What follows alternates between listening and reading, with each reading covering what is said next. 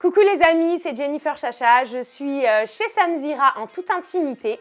Vous m'avez découverte dans The Island et vous avez un peu plus appris à me connaître dans la Villa des Cœurs Brisés 4 et vous n'êtes pas prêts, je vais vous concocter des potins inimaginables. Tout ce qui s'est passé en off que vous n'avez jamais su, c'est maintenant que ça se passe. T'as mis une culotte, rassure-moi. Eh ben, figure-toi que j'ai mis un string, tu vois, Tante Mel s'améliore. Elle est un petit peu plus sexy maintenant. Alors, il s'était passé quoi avec cette culotte? Tu m'as fait hurler de rire derrière ma télévision. Ah, quand je l'ai perdue Mais oui, quand tu l'as perdue dans la mer. Ah, mais oui, non, mais catastrophe, quoi. Mais en fait, elles étaient tellement géantes, là, les vagues. J'étais comme dans une machine à laver. Et hop, ça m'a enlevé la culotte. Et vas-y, que ça l'a lavé la culotte dans l'eau. Et moi, je savais pas comment faire pour sortir. C'était une catastrophe. Et je me suis dit, à un moment donné, je vais pas me mettre à friper la peau de mémé dans l'eau, tu vois. Donc, j'ai mis une main devant, une main derrière. Et vite que je me suis allée me cacher derrière un palmier. Mais donc personne n'a vu ta lune au final, parce que c'est ce que t'as dit au final, t'as dit tout le monde a vu ma lune. Mais si, parce que j'ai une toute petite main, hein. Moi j'ai une toute petite lune aussi, mais quand même ils ont le temps de voir des choses, quoi. En tout cas, sur les réseaux sociaux, beaucoup d'internautes voient en toi, Jennifer, une femme naturelle, qui s'assume comme elle est. Beaucoup trouvent ça extrêmement plaisant d'avoir une jeune femme comme toi en télévision. On peut lire moi je préfère les femmes naturelles, c'est plus joli à voir que de voir une femme refaite de A à Z. Jennifer, tu es la plus belle de la villa. Ça me fait énormément plaisir de voir en fait des commentaires comme ça. C'est vrai que je suis très soutenue sur les réseaux sociaux et ça m'a aidé aussi dans ma confiance en moi de voir ce qu'ils pensaient les internautes, que finalement d'être naturelle, et oui, ça peut plaire aussi, quoi. Tu avais l'impression d'être une exception? Ah clairement, en fait, j'étais la seule qui était naturelle avec Chloé. On était les deux. Mais alors, comment tu fais, toi, en tant que nouvelle candidate de télé-réalité, par rapport à l'image que projettent de façon générale les candidates de télé-réalité ou les influenceuses? Moi, je suis arrivée, j'avais pas confiance en moi par rapport à ma problématique, mais j'avais pas spécialement de complexe. Je me sentais très bien dans ma peau. Je me trouvais pas moche, je me trouvais pas... j'avais pas spécialement de complexe. Et c'est vrai que dans la villa, je me suis pris quand même des réflexions. Je suis sortie de la villa avec finalement pas mal de complexes que j'avais pas avant. Donc heureusement que ça a été compensé par le coaching de Lucie qui m'a énormément aidée aussi dans ma confiance en moi et au final ça a pris le dessus sur les moqueries, les critiques que j'ai pu subir pendant la villa. Mais c'était pas évident parce que toute la journée ça parle chirurgie et on te met devant ta tête tous tes défauts et vas-y que ça balance sur toi et t'as pas de tétés et t'as pas de fesses. Mais en fait je suis naturelle. La plupart des femmes au naturel, elles ont pas des 90 elles ont pas des boules de pétanque à la place des tétés, tu vois. Ouais, j'ai 2 œufs au plat, mais en fait je suis naturelle. Donc enlève toutes leurs prothèses. Avant je serais curieuse de savoir à quoi elles ressemblaient, quoi. Donc, tu es en train de nous dire que en sortant de l'émission, tu es sortie avec plus de complexe que quand tu es arrivée dedans. Ah oui, tout à fait. Quel a été le cheminement? Qu'est-ce que tu t'es dit? Est-ce que tu t'es remise en question? Est-ce que toi-même, tu as eu envie de passer sur le billard? Alors, j'ai pas eu envie de passer sur le billard dans le sens où je suis tellement douillette. Les piqûres, déjà, les prises de sang, pour moi, c'est au bout de ma vie. Donc, mais c'est vrai que c'est tentant. C'est-à-dire que si j'avais pas cette appréhension de la douleur, tout ça, effectivement, peut-être que je serais passée sur le billard parce que c'est vrai que on t'affiche sans arrêt H24 des images de perfection, autant sur les réseaux sociaux que dans des émissions comme ça, parce que c'est tout chirurgie, quoi. Donc tu te dis peut-être qu'il faudrait que je me fasse corriger mes défauts. Et là j'ai trop de cernes, ça serait bien peut-être une injection d'acide hyaluronique ou tu vois des petits trucs comme ça. En fait ça m'a mis des obsessions que j'avais pas du tout avant. Mais ça ne le fait pas qu'à toi, je te confirme. Moi, je reçois par dizaines des messages de téléspectatrices, d'abonnés qui m'écrivent et qui se remettent en question par rapport à l'image que projette aujourd'hui quelque part notre société. Et le message que je veux faire passer, c'est important que tu puisses aussi avoir ce discours-là, de montrer qu'on peut faire de la télé sans faire passer forcément de la chirurgie. La chirurgie, on peut en faire, il n'y a aucun problème. Bien sûr. Mais il faut juste avoir en tête une chose, que tout ce matraquage qu'on a sur les réseaux sociaux ou à la télévision, 99% des candidats de télé-réalité sont soit payés pour faire l'apologie de la chirurgie esthétique. Et ils en font aussi. Voilà. Ou alors, c'est parce qu'ils ont des opérations gratuites. Donc, en fait, c'est ultra, quelque part, la démarche est très porté sur soi, c'est-à-dire que pour avoir soit un salaire, soit des opérations gratuites, on va en faire la promotion auprès de 1 million de personnes, sans se poser la question de l'impact que ça peut avoir sur des jeunes filles ou des jeunes garçons ou même des jeunes adultes qui regardent. Non, donc, c'est sûr. Après, je suis pas contre la chirurgie. Je pense que si quelqu'un a un complexe et que il a les moyens de corriger ce complexe avec la chirurgie, je trouve ça très bien. Allez-y, faites-le. Mais moi, ce qui me dérange, c'est plutôt les gens qui font de la chirurgie et qui critiquent en fait tous les petits défauts qu'ils voient sur ceux qui n'en ont pas fait. Mais ils se disent pas qu'avant qu'eux ils fassent de la chirurgie, leur tête c'est qu'elles n'étaient pas si parfaites que ça s'ils en ont fait. Donc faut peut-être arrêter de critiquer quoi. Et tu t'es fait critiquer aussi pas mal sur tes vêtements de mémère, tes chaussures orthopédiques, ton look a été beaucoup clashé pendant l'aventure. Et je crois que tu t'étais disputé même avec Beverly par rapport à ça. Hein. Oui, et pendant la diffusion, c'est vrai qu'on s'est un peu accroché avec Beverly, on s'est même disputé. Bon, ça va, ça n'a pas duré longtemps notre dispute parce qu'on a quand même une amitié qui est très forte et ça a pris le dessus sur cette dispute-là. Mais moi, j'ai très très mal vécu le fait qu'elle m'ait critiqué en fait sur mes vêtements par derrière au final parce que c'était en ITV. Et le fait que ça vienne de mon ami, parce que je pense que ça aurait été fait par exemple quelqu'un qui n'était pas mon ami, je l'aurais peut-être pas autant mal vécu. Après voilà, je sais que c'est du 5e degré, j'ai compris que ça fait partie de son personnage, elle fait ça avec tout le monde, elle a même fait avec toi, j'ai vu dans une interview, alors que je sais très bien que tu t'habilles très luxe, haute couture et tout, donc que tu es loin de t'habiller comme une mémé. Moi, c'est pareil. Alors, juste attends, parce que c'est important, on n'est pas obligé de s'habiller en marque pour être bien habillé. Hein. Non, mais bien sûr, mais je veux dire, d'autant plus toi, pour moi, t'es une gravure de mode, tu vois, donc s'il y en a bien un. Tu vas me faire rougir. Non, mais c'est vrai, et franchement, moi, j'aime trop tout comment tu t'habilles, ton look et tout, donc s'il y en a bien un qu'on peut pas critiquer, c'est toi. Donc quand j'ai vu qu'elle te critiquait, même toi, c'était de l'humour. Ça m'a fait réaliser que c'était de l'humour. Oui, voilà, c'est Beverly, elle fait ça avec tout le monde, c'est pas méchant. On a énormément discuté par la suite, et je lui en veux pas du tout, même si sur le coup, moi, ça m'a fait de la peine, ça m'a piqué. Mais voilà, c'est Beverly, et elle a fait ça avec tout le monde, elle critique tout le monde sur c'est ça, elle est moqueuse, mais je pense que voilà, elle n'en pense même pas un mot de ce qu'elle dit parce qu'elle sait très bien que je m'habille pas à la brocante, et voilà, tu vois. Et toi aussi, je crois que tu regrettes certains de tes propos, notamment vis-à-vis de Mayra, parce que oui, Mayra m'a confié, j'ai été un peu choquée quand elle m'a dit mais Jennifer Chacha, elle est méchante. Je lui ai dit Jennifer Chacha méchante. C'est vrai que j'ai pas été très gentille avec elle, je me suis un petit peu moquée en fait quand elle est rentrée dans la villa parce que Mayra elle a beaucoup de manières, elle est très extravertie, mais moi aussi je suis extravertie, mais genre elle c'est plus. Du coup ça m'a fait rigoler et c'est vrai qu'à un moment donné dans l'émission, je l'ai refaite, c'est Mayra, machin, tout ça. J'avoue que c'était pas très sympa. Sur le coup, c'était pas pour faire de la peine en fait. Je me suis pas rendu compte quoi. J'étais dans mon délire et franchement je suis vraiment désolée si ça lui a fait de la peine parce que c'est pas une fille méchante et j'ai rien contre Mayra. Donc voilà, Mayra, je m'excuse si tu regardes cette ITV. Voilà. Parlons de Mélanie Dedigama, de Sarah Lopez, parce que je sais que c'est avec ces 2 candidates de télé-réalité que tu n'as pas forcément passé la meilleure des aventures. C'est ce que tu m'avais confié. Est-ce qu'on peut savoir maintenant que tu as quitté l'aventure, pourquoi, on va commencer par Mélanie, pourquoi avec Mélanie, ça ne passe pas? Je comprends pas. Que ce soit Mélanie ou Sarah, de toute façon, elles sont pas redevenues copines pour rien, les deux. Elles sont aussi mauvaises l'une que l'autre, aussi hypocrites et fausses l'une que l'autre. C'est 2 mégères, en fait. C'est Javotte et Anastasie, vu que je suis Cendrillon, mais version chirurgiquée. Donc voilà. Javotte et Anastasie.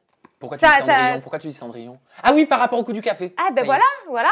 Parce qu'elles étaient encore toutes les deux ensemble là pour ce coup-là. Mais alors si on doit commencer par Mélanie Dedigama, qu'est-ce qui s'est véritablement passé pour que ça ne passe pas justement entre toi et elle?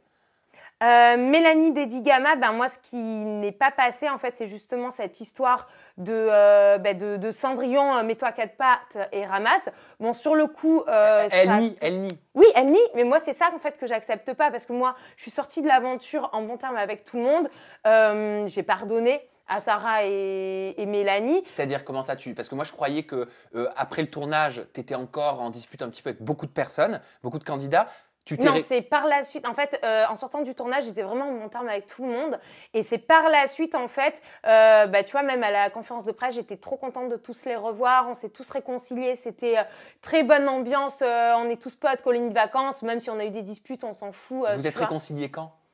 À la conférence de presse. C'était avant que ça commence, la conférence de presse? Ouais. Mais vous vous êtes dit quoi entre vous? En gros, j'avais vu Mélanie dans le hall, on était les 2 premières arrivées et voilà, je lui avais dit que bon, j'avais un peu de rancœur par rapport à certaines choses qui s'étaient passées dans l'émission et sur les réseaux enfin sur le groupe Snapchat en question. Et du coup, elle me disait non mais t'inquiète, tu sais, on s'en met tous plein la gueule, mais au final on s'adore tous dans le fond, on est comme ça, enfin genre il y a rien de méchant, tu vois, spécialement envers toi et tout. Donc j'ai passé l'éponge et j'étais très contente de me réconcilier avec elle. Mais quand je vois que dans une interview après coup, elle nie ce qui s'est passé, elle n'assume pas. Alors ça, moi, ça, je ne peux pas accepter parce que je peux pardonner ce qu'elle a fait, mais ce que je n'accepte pas, c'est qu'elle mente et qu'elle fasse passer le truc à l'envers en me faisant passer moi pour la méchante, en disant que j'ai fait exprès de renverser le café de Sarah et que je cherchais des noises à tout le monde en prenant tout le monde de haut. Bon, je pense que les téléspectateurs, ils ont pu voir qu'entre elle et moi, c'est plutôt elle qui prenait les gens de haut plus que moi, en fait. Donc, elle n'est pas du tout crédible dans ses paroles. Pourquoi tu dis qu'elle prend les gens de haut ? Parce qu'on voit bien, elle cherche des noises à tout le monde, elle se mêle de tout et des histoires de tout le monde. Je me vois pas, enfin, je pense que les gens, ils ont capté que c'était pas moi, en plus en off, à venir chercher des emmerdes à tout le monde et à venir, par méchanceté, renverser le café à Sarah. Pas du tout. Oui, mais parce qu'il y a que cette histoire de café, mais pour que tu puisses baser ton jugement, par exemple sur Mélanie Dédicama, est-ce qu'il y a eu d'autres choses qui t'ont fait te dire que vous pouviez pas être copines pendant cette aventure ? Ça, c'était le plus gros truc qui a fait qu'on ne pouvait pas être copines, mais elle était mauvaise, ouais, elle prenait un peu les gens de haut dans son attitude, elle te parlait des fois un peu comme à de la merde, après, voilà, c'est pas de sa faute, tu vois, type bipolaire, quoi. Alors attention, parce que la bipolarité, c'est une maladie. On ne peut pas dire ça comme ça. Oui, non, mais bien sûr. En plus, il y a des gens bipolaires qui sont très très bien. Je suis copine avec des gens bipolaires, donc c'est voilà. Mais voilà quoi. C'est pas quelqu'un de gentil qui a un bon fond du tout. Et voilà, enfin, je veux dire, elle avait certains privilèges que nous, on n'avait pas. Je veux dire, à un moment donné, on fait une émission de dating pour trouver l'amour. Et elle criait à tout va à qui voulait l'entendre que c'était hors de question qu'elle fasse le moindre bisou à qui que ce soit. Donc, quand tu cherches l'amour, enfin, je sais pas, tu cherches l'amour, mais tu veux embrasser personne avant même de rencontrer les gens. C'est pas très logique, en fait. En quoi c'est pas logique pour toi ? Je sais pas, quand c'est que tu cherches pas l'amour. Si tu veux pas, si tu es en refus catégorique, toi, de toute façon, il se passera rien avec personne, tu vois. Et Sarah Lopez, pourquoi c'est pas passé ? Pourquoi ça ne passera pas ? Sarah Lopez, pour la même raison que Mélanie, hein, c'est elle qui suite en fait à l'histoire du café que j'ai renversé, vu que j'ai pas voulu nettoyer parce qu'on me dit mets-toi à 4 pattes et nettoie Cendrillon. Moi, elle me dit ça, je suis désolée, je ramasse pas. Hein. Et elle a pris le fond de café qui restait encore dans la tasse et elle est venue me le renverser dans mon lit. Alors qu'à la base, j'avais pas fait exprès, tu vois, de renverser la tasse de café. Donc déjà, ça montre à quel point elle est mauvaise. Et c'était des réflexions pendant toute la durée de l'aventure. Par exemple, quand Lucie, sur sa demande, je demande qu'on arrête de m'appeler Tante May pour le bien-être de mes coachings. Juste après, même pas 5 minutes après, elle m'appelait Tante Me. Oui, c'est plus Tante May, hein, on est d'accord. Mais bon. Et est-ce que c'est elle qui t'a dit quand on a un physique comme Jennifer, on prend le premier truc qui vient ? Alors, elles me l'ont pas dit directement, ça je l'ai découverte à la diffusion en fait, quand elles étaient en ITV. C'est Sarah et Yelena qui disaient clairement non mais Jennifer, faut qu'elle arrête en gros de faire la difficile avec ses prétendants. Quand on a un physique comme elle, on prend ce qui vient quoi. Mais ça veut dire quoi ça ? Oh, tu te prends pour qui pour parler comme ça ? Genre je peux pas avoir d'exigences, je peux pas avoir de critères, je vais pas me mettre avec le premier venu pour te faire plaisir moi. Et ça tu l'as pris comment ? Mais je l'ai super mal pris. Mais après, moi, ça me fait bien rire de voir qu'elles taillent mon physique alors qu'elles ont tout refait. Je pense qu'à un moment donné, quand tu refais tout chez toi, c'est que au naturel, c'était pas très, très joli. Donc, je dis ça, je dis rien. Hein. Et bon, Sarah et Mélanie, elles sont bien accoquinées. Il n'y a pas plus fausse l'une que l'autre. Dans le genre hypocrisie, la Sarah Lopez qui fait la promotion de la protection des animaux sur Twitter, ça me fait doucement rigoler quand je sais qu'elle porte de la vraie fourrure. Hein. Comment ça ? Mais ça, oui. La protection des animaux ? Où ça ? Mais sur Twitter, sans arrêt, elle poste des trucs. Attends, parce que j'ai pas Twitter, moi, donc je vois pas. Parce que tu sais que moi, je travaille avec des associations. Oui, bah moi aussi, de je suis défense des très animaux. impliquée dans la défense des animaux et tout. Et je vois qu'elle retweet toujours plein de trucs pour la protection des animaux, machin, tout ça. C'est très bien, hein. Moi, je suis d'accord avec la protection des animaux, mais je trouve ça un petit peu hypocrite de sa part, sachant qu'elle met de la vraie fourrure. Et ça, comment tu le sais?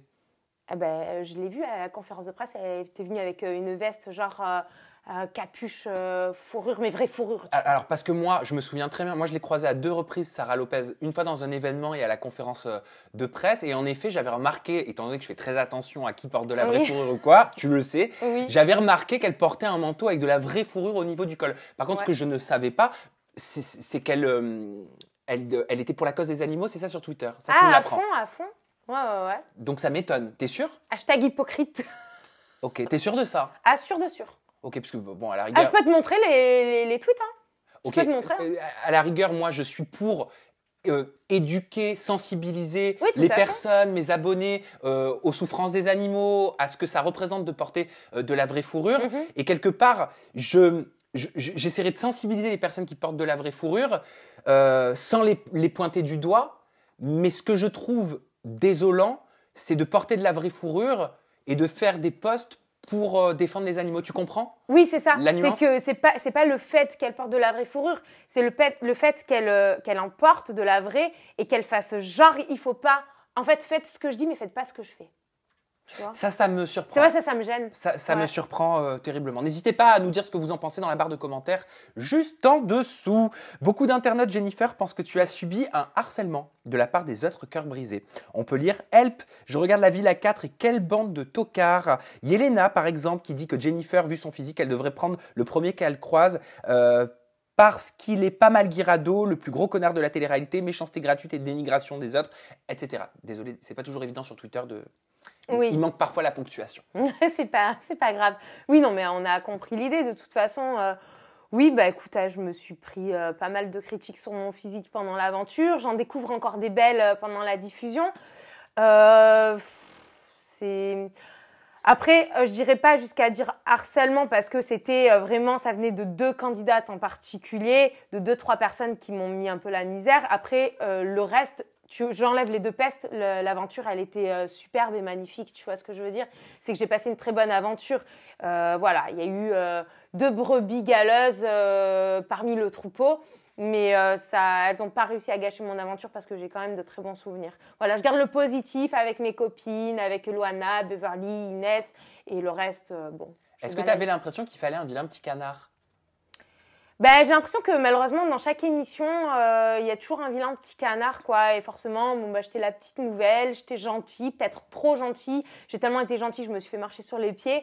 Et ouais, je pense que j'ai pas su me faire respecter dès le début. Ça a été une grosse erreur de ma part. Donc, j'ai été un peu le vilain petit canard pendant un moment donné. Après, ça a été Chloé. Voilà. Mais bon, Chloé a retourné sa veste. Ça, j'ai pas trop compris. Dans quel sens elle a retourné sa veste, Chloé?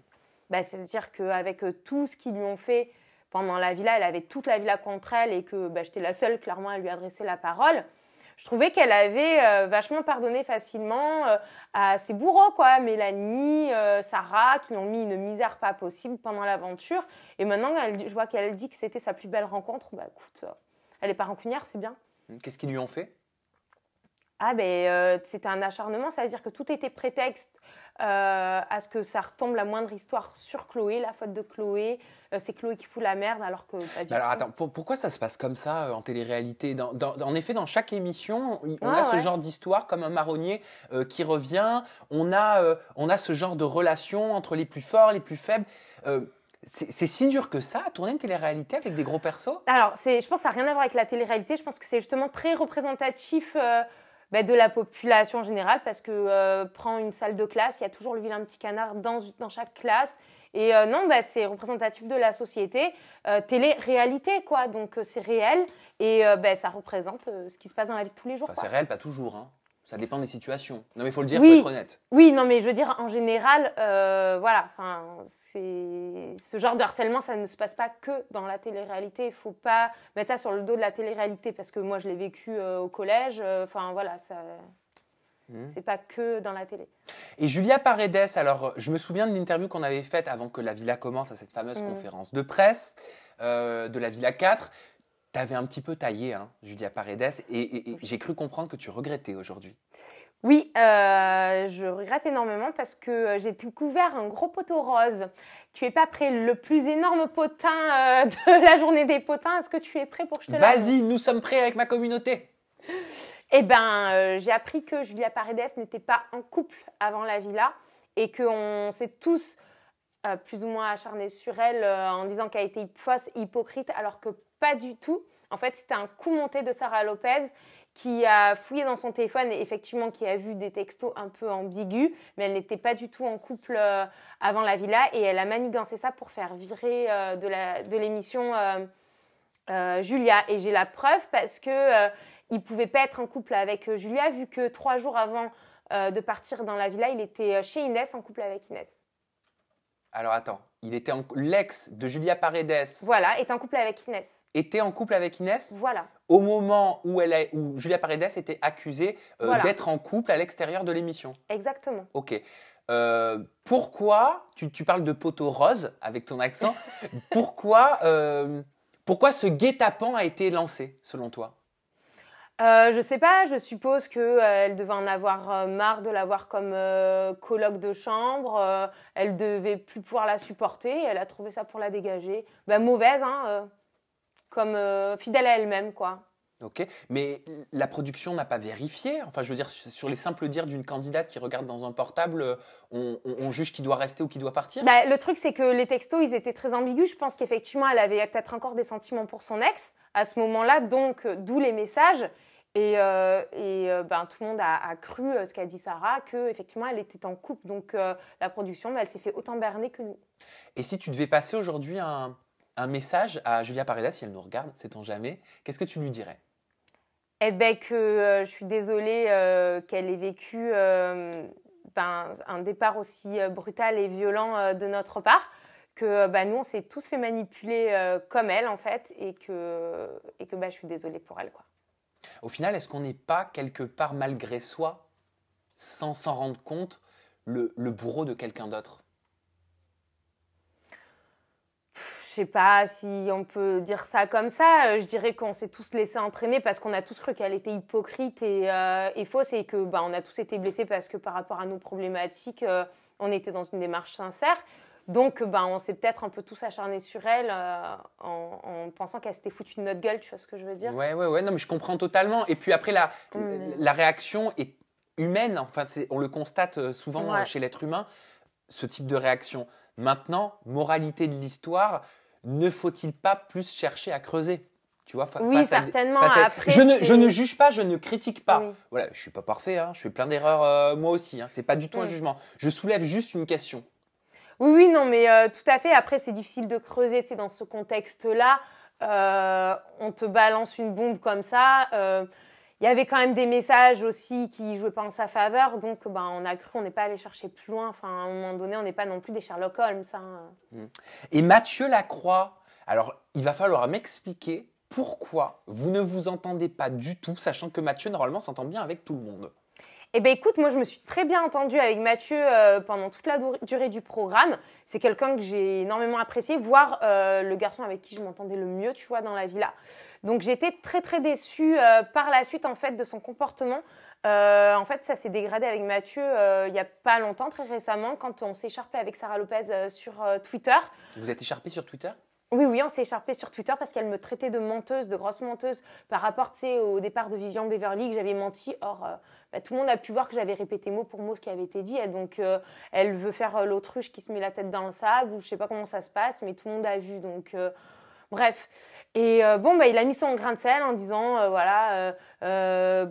pousse pas, en gros, ferme ta gueule, Jennifer, machin, tout ça.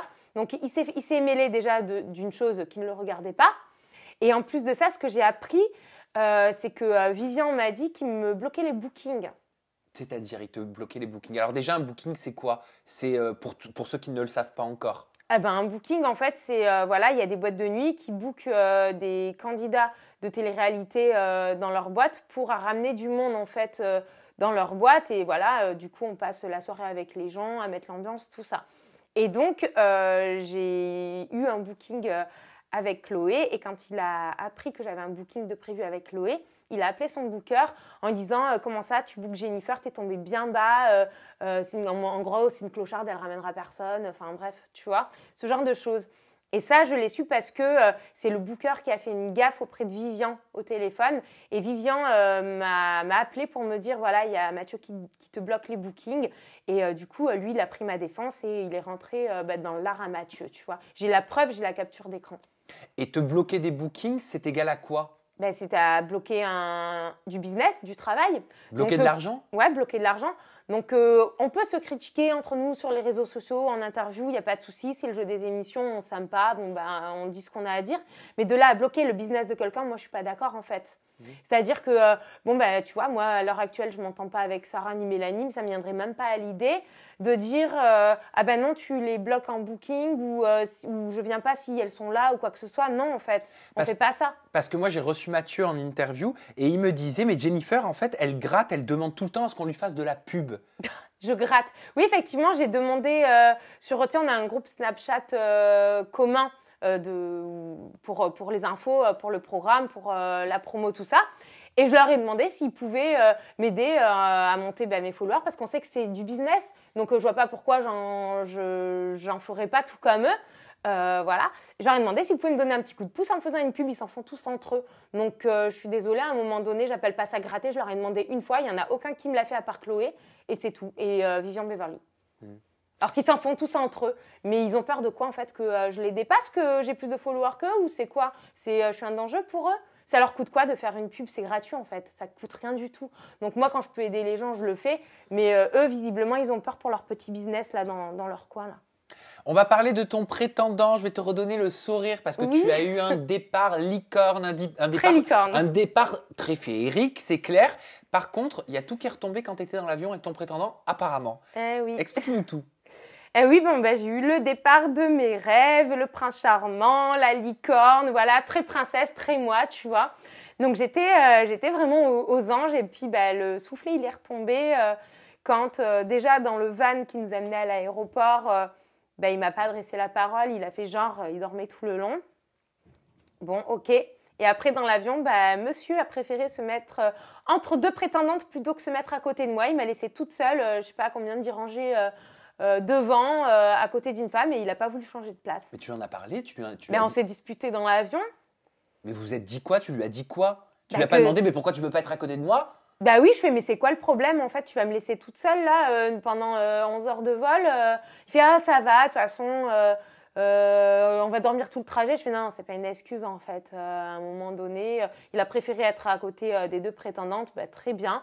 Moi, j'ai attendu d'atterrir pour lui demander des explications. Parce que pour moi, c'est pas logique. Tu sors d'une émission en couple avec quelqu'un et tu ne te mets pas à côté de la personne dans l'avion. Il y a un problème, tu vois. Et en fait, tu lui ai clairement dit, écoute, dis-moi clairement si c'était sincère ou pas, si tu étais là pour faire l'émission, pour faire de la télé, ou si tu veux vraiment me revoir, tu vois. Mais dis-moi les choses, en fait. Sois cash, quoi. Et le gars, il se perdait dans ses paroles. Mais non, mais on va se voir. C'est juste que je veux prendre mon temps. Bon, bref, je lui laisse le temps. Une semaine passe, je le vois sur Snap en train de faire des soirées en boîte avec des meufs, à des terrasses avec des nanas, machin, tout ça. Pas un message, rien. Là, je lui ai dit, écoute, je lui envoie un message. Je fais, écoute, visiblement, tu n'étais pas sincère. Tu étais là pour faire de la télé. Tu n'as même pas eu les coronesses, en fait, d'être franc avec moi et de me le dire. Quand je t'ai posé la question à l'aéroport, maintenant, moi, j'ai pas besoin d'un mec comme toi dans ma vie. Bon vent et bonne continuation. Et il était là, mais non, mais j'attendais justement un de tes messages, t'inquiète pas, on va se voir, c'est juste que le mot couple pour moi, c'est difficile. Enfin, il cherchait en fait des excuses pour me garder sous le coude, tu vois, en attendant la diffusion pour venir me gratter derrière, tu vois. Ah d'accord, tu penses que c'est ça? Mais bien sûr, pourquoi il me garderait sous le coude? Surtout que je sais très bien qu'il crachait sur moi par derrière à Virginie. Qu'est-ce qu'il disait? Il disait ah non moi elle c'est pas possible, déjà ça va être dur de me voir avec elle à l'écran, machin, nanani nanana. Genre moi je suis un beau gosse, je mérite mieux, mais redescends sur terre en fait, t'es personne quoi. Donc déjà respecte un peu plus les gens et après les gens te respecteront quoi. Mais moi ce mec là on balaye hein. Mais donc ça veut dire que t'es célibataire là? Je suis célibataire. Et il n'y a pas quelqu'un dans le télé-réalité game qui te plaît, que tu as dans ta ligne de mire? En fait, peut-être. C'est-à-dire peut-être.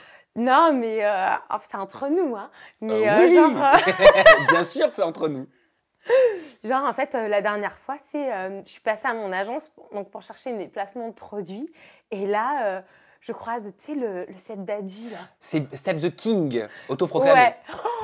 Ouais. Le coup de chaleur que j'ai eu. C'est pas vrai. Genre, les bouffées de chaleur et tout, je me suis mise à transpirer dans mon pull et tout, j'étais pas bien. Vite, je suis sortie de l'agence là, j'ai eu un saignement de nez, comme dans les mangas japonais là, tu sais, quand ils trouvent l'amour. Enfin, au sens propre. Ouais, au sens propre. Ah non, mais lui, il me donne trop chaud. Tellement son physique t'a... Ah, un charisme. Ah ouais, non, mais alors lui, c'est un petit cupcake, tu vois, qui se savoure bouchée après bouchée sur la durée. Et tu lui as dit, tu lui as écrit, tu lui as parlé? Non. Ben, je lui ai parlé vite fait, en fait. Genre, on a un peu changé les numéros de téléphone et c'est tout, tu vois. Il t'a filé son numéro de téléphone? Oui, mais bon, après, tu sais, lui, je crois, il file un peu à toutes les filles, les numéros de téléphone. Mais bon, si je me retrouve avec dans une émission, c'est pas dit Que tu tentes pas ta chance. que je reste de marbre. Et ta chance, tu l'as tentée sur YouTube, parce qu'il faut en parler de ta chaîne YouTube. Ah oui. Tu es très régulière, hein, je crois que tu postes 1 ou 2 vidéos par semaine. Alors, je poste une vidéo par semaine, Voilà. tous les mercredis à 18h. Voilà, tous les mercredis à 18h. Ta chaîne YouTube s'appelle Jennifer Chacha. De quoi tu parles sur cette chaîne? Alors, sur cette chaîne, en fait, je parle donc, je fais des tutos maquillage, beauté, lifestyle. Parce que moi, à la base, mon premier métier, c'était maquilleuse sur les plateaux de cinéma. Donc, je me suis dit, pourquoi pas transformer, en fait, ces connaissances-là. Excuse-moi, je te coupe, mais c'est parce que j'avais vu ton maquillage d'Halloween de La Nonne, le Oui. film. C'était impressionnant. Merci beaucoup. Ça me fait plaisir que ça t'ait plu. Et je me suis dit, pourquoi pas faire partager en fait mes petites astuces à mes abonnés. Mais en fait, je fais pas une chaîne maquillage classique entre guillemets, c'est-à-dire que c'est toujours des vidéos avec de l'humour dedans et rigolote. Je fais aussi des défis que les internautes me donnent. D'ailleurs, j'ai piégé Beverly dans une de mes vidéos. Et même mes vidéos maquillage, il y a toujours de l'humour dedans. Enfin, c'est très Jennifer, quoi. Eh ben, écoute, Jennifer, je vais inviter mes abonnés à checker ta chaîne. C'est très simple, puisqu'elle porte ton prénom et ton nom. Oui. Et c'est ton vrai nom de famille. Oui. Ta chaîne YouTube, c'est Jennifer Chacha. C-H-A-C-H-A-T. Je sais, c'est très mignon, mais c'est comme ça, c'est marqué sur sa carte d'identité. Ton compte Instagram, c'est également Jennifer Chacha. Tous mes réseaux. Je me gratte le jeu de mots en même temps, vous m'en voulez pas. Et ton compte Snap, c'est aussi Jennifer Chacha. On est bon? On est bon. Super. T'as pu faire le bilan de ton aventure? Oui. Très belle aventure quand même. En général, je suis très contente, même si j'ai réglé quelques comptes là, mais je suis très contente. C'était une merveilleuse aventure et franchement, je la referai de suite si on me disait reviens un an avant et tu l'as fait. Franchement, c'était vraiment cool. Et voilà, maintenant c'est une nouvelle aventure avec YouTube qui se tourne, quoi. Eh ben, je te le souhaite d'avoir une chaîne YouTube à succès. Vous avez la barre de commentaires pour nous donner votre avis, vous, de cette interview. Vous avez le bouton pour vous abonner qui est juste au-dessus de ma tronche, normalement, et la cloche des notifications. Nous, on se retrouve très bientôt avec une nouvelle personnalité, toujours des confidences en toute intimité. Jennifer, je t'embrasse très fort. Moi aussi. Et vous, je vous embrasse presque 1 200 000 Gros bisous. fois. Je vous lave. Bye bye.